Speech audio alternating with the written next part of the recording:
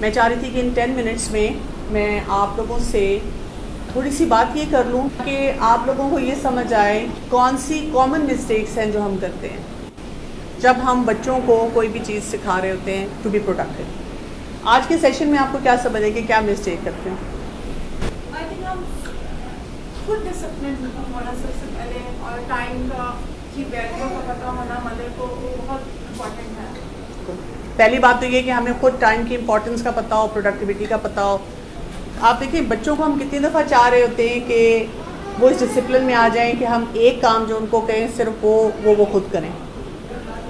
तो इसका क्या मतलब है कि हमें खुद पहले डिसिप्लिन में आना होगा। पहली बात तो जब हम भी इमोशनली चार्ज हो जाते हैं एज पेरेंट तो हम बच्चों को प्रोडक्टिव नहीं बना सकेंगे। हमें भी हर सिचुएशन में अपने इंटेलिजेंट ब्रेन और जो इमोशनल ब्रेन है उसमें बैलेंस सही रखना है। लेकिन ना हम पे भी तो इमोशंस हावी होते हैं। बच्चे को कोई चीज़ सिखाना चाह रहे हैं, बच्चे को बार बार कह रहे हैं, बच्चा कर नहीं रहा, बच्चा तंग हो रहा है, बच्चा तंग कर रहा है, और फिर हम क्या करते हैं?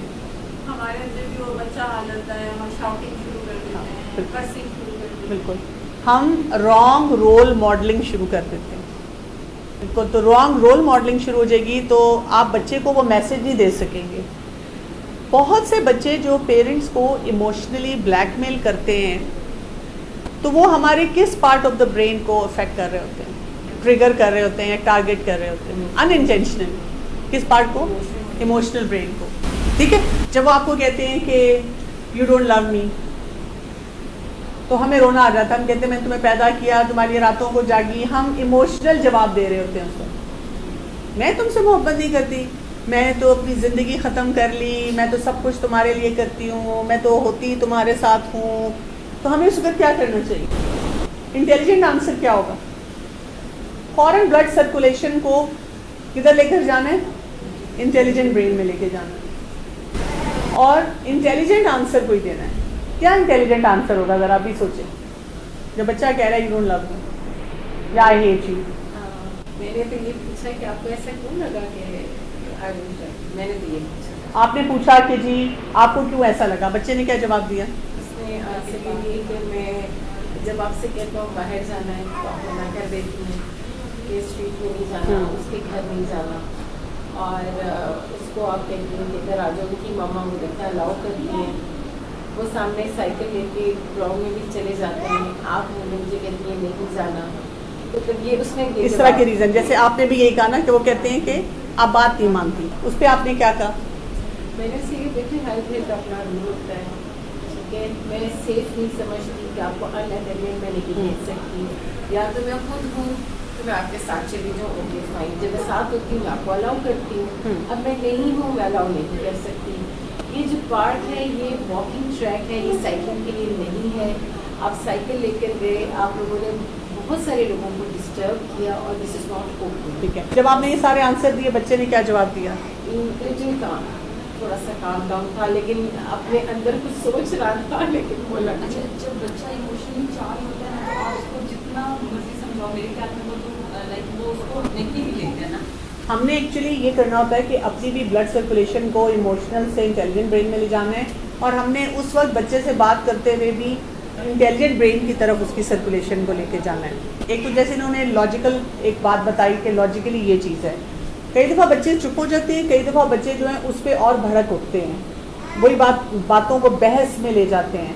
तो अगर तो आपको लगे कि बच्चे ने सोचना शुरू कर दिया तो आपको समझ आ जानी चाहिए कि ये अब उसके इंटेलिजेंट ब्रेन की एक्टिविटी शुरू हो गई है, अब मुझे बात को फैलाना नहीं। लेकिन अगर आपको ये लगे कि बच्चा जो है वो आपसे मज़ीद बहस कर रहा है तो फिर आप उसके नेचर को समझ जाएं, और अब आप ये समझें कि वो उसको मैं कोई ऐसी एक्टिविटी कराऊं जिससे वो इंटेलिजेंट ब्रेन की तरफ जाए। मसलन वो आया, उसने कहा why can't I do this, मैं ये क्यों नहीं कर सकता?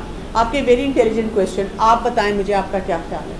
उसने बताया कि वो भी इजाज़त है, वो भी इजाज़त है, तो आप कहेंगे अच्छा आपका क्या ख्याल है, उसकी मदर क्यों इजाज़त देती, और आपका क्या ख्याल है मैं क्यों नहीं इजाज़त देती? अगर वो कहता है मुझे ट्रस्ट नहीं करती तो आपके अच्छा फिर आप बताएं कि ट्रस्ट बिल्ड, ये ना कहें कि नहीं मैं तुम्हें ट्रस्ट करती हूँ, ज़माना ख़राब है, ये फिर इमोशनल एक्टिविटी है। आप उसको कहें कि अच्छा फिर आप इस ट्रस्ट को बिल्ड करने के लिए क्या क्या कर सकते हैं। और क्या आपको लगता है कि इस एज के लिए ये काम करना ट्रस्टवर्दी है? जैसे मेरे पास पेरेंट्स आए तो उनकी बेटी उनको बहुत इमोशनली ट्रिगर कर रही थी और हर बात पे यही जुमला था, आप मुझे मतलब सबके पेरेंट्स अलाउ कर देते हैं, सब बच्चे लकी हैं, मैं अनलकी हूँ। तो मैंने उस बच्ची को कहा कि बेटा मैं भी कॉलेजेस यूनिवर्सिटीज़ में पढ़ाती हूँ, 95% बच्चे जो हैं इस वक्त बड़े मेस में हैं। आपको पता है ना इस बात का? मैंने उसकी आंखों में देख कर कहा तो she had an embarrassed look and she said yes. बच्चे ये इंटेंशनली नहीं कर रहे होते हैं, ये याद रखिएगा। ये नहीं कि वो प्लान करके आते हैं, बड़े चालाक हैं। This is how our brain works ना। तो हम क्योंकि ग्रोन अप हैं, हमारा इमोशनल ब्रेन हमें ये सिखाता है कि किसी तरह से इनको कंट्रोल कर लो।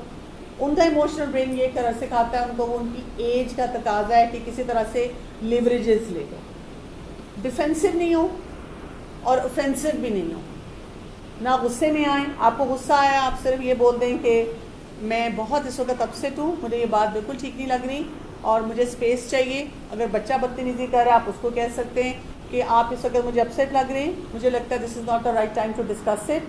आप अपने कमरे में जाएं, मैं अपने कमरे में, हम सोचते हैं जब हम सेटल्ड होंगे फिर हम इस टॉपिक पे बात करेंगे। छोड़ना नहीं है उस टॉपिक को, 2 दिन बाद फिर बात करें। फिर बच्चा या आप इमोशनल हो जाते हैं, आप कहें कि नहीं अब हम फिर बात करेंगे। एक्सपर्ट्स ही कहते हैं जो डिफ़िकल्ट आपके सिनेरियोज होते हैं लाइफ में, जो बच्चों के साथ जिस पे आप अटके रहते हैं, कम से कम 7-8 सेशंस इस तरह आप करेंगे तो फिर वो बात आगे चलेगी। जी बाहर जाने का है, बच्चा ग्रो कर रहा है, वो कहता है मैंने बड़ा हो रहा है, थोड़ा टीनेज में आ रहा है, बाहर जाना चाह रहा है, स्क्रीन टाइम है, पढ़ाई करने के चैलेंज हैं।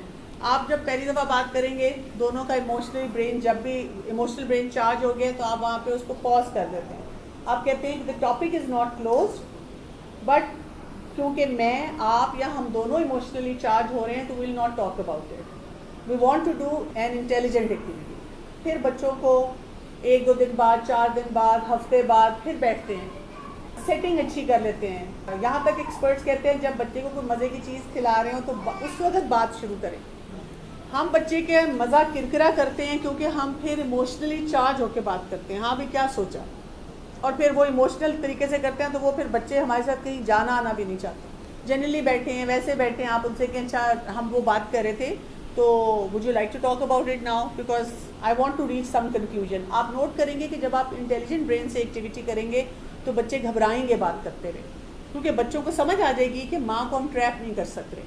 दूसरी दफ़ा बात की, फिर कोई दोनों को या एक को लगा के वो उसकी तो एक्टिविटी इमोशनल शुरू हो गई है, आप वहाँ पे उसको फिर रोक दें। ये एक्टिविटी आप अपने स्पाउसेस के साथ भी कर सकते हैं इसी तरह कि this is an important matter, we need to discuss. लेकिन जब हम इमोशनली चार्ज होंगे फिर हम डिस्कशन नहीं करेंगे। लेकिन आपने उस मैटर को फिर 2-4 दिन बाद, फिर 5 दिन बाद, फिर 10 दिन बाद keep bringing back that topic. और बेसिक कंक्लूजन मैम उस वक्त ना निकले तो भी मतलब जैसे कंक्लूसिव टॉक ना हो। जैसे फॉर एग्जांपल अगर जो सिनेरियो हम डिस्कस कर रहे हैं, जैसे मेरे फिर बेटे के बड़े बेटे जो है पबजी खेला, तो उसका फ्रेंड आ जाता है, उसने कहा कि मैं फ्रेंड को बुला लूँ।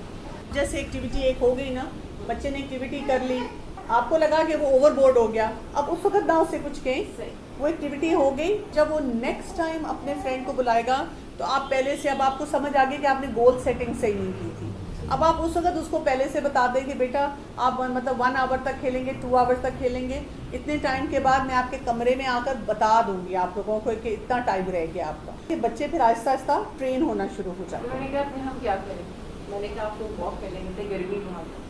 तो बोरियत का सामान मुहैया करना हमारा काम नहीं है, उनका अपना काम है। उनसे कहें कि मैंने आपको परमिशन दे दी है, आप उसको खूब शहाना तरीके से उस परमिशन को प्रेजेंट करें, लेकिन फिर हम करें क्या, आप कहें आपको पता है कि what is the no go area, उसके अलावा जो है वो चीज़ें आप खुद करें। फ्रेंड आइडिया दे रहा है, आप सिर्फ ये पूछें कि जी आपको लगता है कि इसकी परमिशन आपको मिलेगी, बच्चा क्या कहता है नहीं मिलेगी, तो आप कहें कि वो आइडिया ना आप शेयर ही ना किया करें जिसकी आपको परमिशन नहीं है। फ़ायदा नहीं है ना बेटा उसको शेयर करने का, वो आइडिया शेयर किया करें जिसकी परमिशन है। आप कुछ कहना चाह रहे हैं? समटाइम्स ये होता है ना कि कोई ऐसा टॉपिक है जब हम बच्चों के साथ या अपने स्पाउस के साथ करते हैं डिस्कस, तो उस सब इमोशंस जैसे आ जाते हैं, फिर इमोशन अटैच हो जाते हैं, जैसे आपके 7-8 सेशंस आपको करने पड़ते हैं।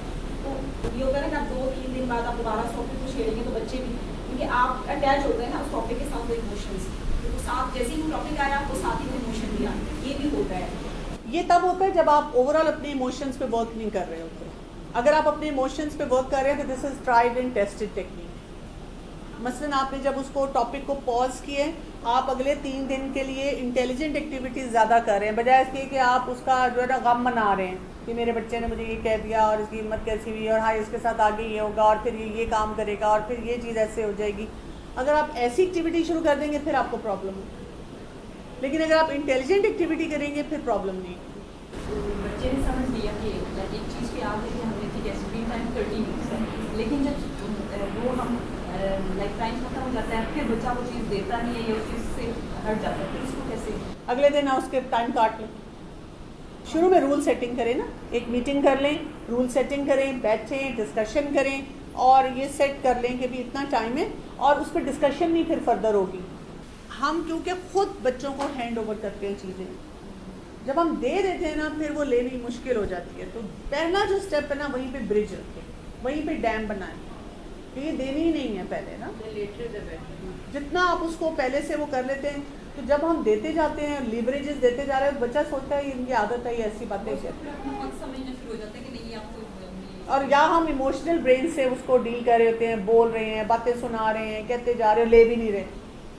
अच्छा जो आप कह रही हैं लाइक बातें नहीं सुना रही हैं, वो तो हम भी सुनाते हैं लेकिन जैसे इसके बाद कम सुनानी शुरू कर देंगे, लेकिन जैसे जॉइंट फैमिली सिस्टम में होता है कि जैसे मदर इन या कोई भी हो रहा है तो हम सुनाना बंद कर देते हैं, उधर से दूसरी तरफ से सुना रहे थे तो फिर वो बच्चा उसको वो और नेगेटिव इमोशंस आते जाते हैं, तो उसको कैसे बात ये कि अपने इमोशन के रिस्पॉन्सिबल हैं, बाकी लोग अपने इमोशंस के रिस्पॉन्सिबल हैं। आप किसी और के इमोशंस की रिस्पॉन्सिबिलिटी नहीं ले सकते। जहाँ पे नाजुक रिश्ते होते हैं हम उनको ये चीज़ें समझा भी नहीं सकते, तो वहाँ पर बस खामोश, ये अब उनका और आपके बच्चे का मामला है, वो कैसा रिलेशनशिप बिल्ड करते हैं। लेकिन जहाँ आपकी रिस्पॉन्सिबल पोजीशन है वहाँ पर आप बच्चों से सबसे सही तरह से काम करें। जैसे मैं और मेरा बच्चा है, अब मैं उसको ऐसे नहीं करूँगी, लेकिन अगर कोई दूसरा बंदा उसको बार बार एक चीज़ कहता है तो फिर वो और उसको गुस्सा आता है। तो जब आपके पास वो आए तो आप उनसे कहें कि आप अगर वो बिहेवियर नहीं देंगे, इंटेलिजेंट एक्टिविटी करवाएं। आप अगर वो बिहेवियर नहीं देंगे तो आपका क्या ख्याल है कि फिर भी आपको कोई कुछ कहेगा? बच्चा इमोशनल ब्रेन से अक्सर ऐसा जवाब देता है, वो कहेंगे आप कहें चलें आप ऐसे करें 1 वीक के लिए जो गलत एक्टिविटी आप छोड़ के देखें, फिर देखें कोई कहता है कि नहीं कहता। और अगर फिर भी किसी ने कोई जुमला बोल दिया तो आपके बेटा उनको भी तो सेटल होने में टाइम देना है ना। आपने इतने रॉन्ग बिहेवियर जो दिए हैं तो दे विल टेक टाइम, तो you are more disciplined and more organised than them. तो फिर आप समझो इस बात, आपको इंटेलिजेंट और इमोशनल ब्रेन का डिफरेंस पता है और आप उससे काम करें, उनको तो नहीं अभी पता।